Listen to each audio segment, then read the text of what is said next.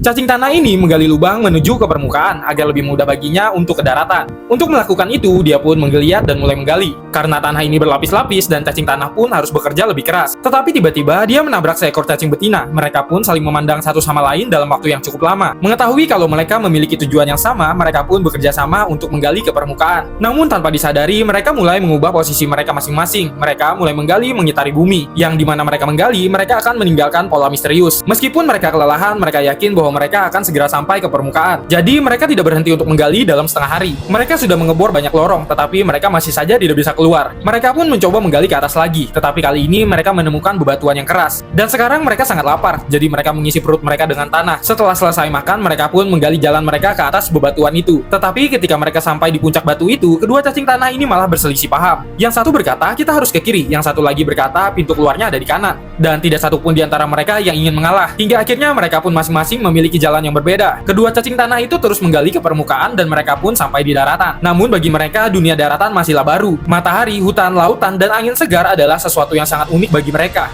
Tetapi mereka tidak menyadari ada sebuah bahaya besar yang mengancam mereka. Seekor burung besar terbang di udara. Namun cacing tanah tidak mengetahui apa itu. Mereka hanya menatap lurus ke arahnya. Tetapi setelah itu burung besar itu pun menggigitnya. Cacing lain mendengar suara teriakan minta tolong. Dia pun segera bergegas untuk memeriksanya. Tetapi setelah sampai di sana ternyata cacing betina itu sudah dimakan oleh burung. Hingga akhirnya dia berubah menjadi kotoran. Burung itu melihat cacing lainnya dan ingin memakannya juga. Beruntung cacing itu segera menggali ke dalam tanah dan bersembunyi. Namun burung licik ini memiliki sebuah ide. Dia pun berpura-pura terbang menjauh. Dan ketika cacing itu keluar dari lubangnya melihat cacing betina yang sudah berubah menjadi kotoran, dia menangis terseduh-seduh di hadapannya. Dan tiba-tiba burung besar itu kembali dari langit. Cacing tanah sangat ketakutan dan dia segera berlari lagi. Beruntung kali ini dia lagi-lagi selamat. Dia berhasil lolos dari cakaran burung itu. Namun burung besar ini masih belum menyerah. Dia mencoba mengguncang-guncangkan tanah, berusaha membuat cacing tanah itu keluar dari tempat persembunyiannya dengan membuat gempa bumi. Kemudian sekumpulan serangga lainnya terbang ke langit, yang membuat burung itu akhirnya memutuskan meninggalkan si cacing yang tidak sebanding dengan usahanya itu. Akan lebih baik dia menangkap mangsa yang lebih mudah sehingga burung itu pun terbang menjauh. Setelah itu, cacing tanah ini pun menyadari bahwa dunia luar adalah tempat yang indah namun sangat berbahaya. Lalu dia lebih memilih untuk kembali ke dalam tanah dan memblokir semua jalan untuk ke daratan.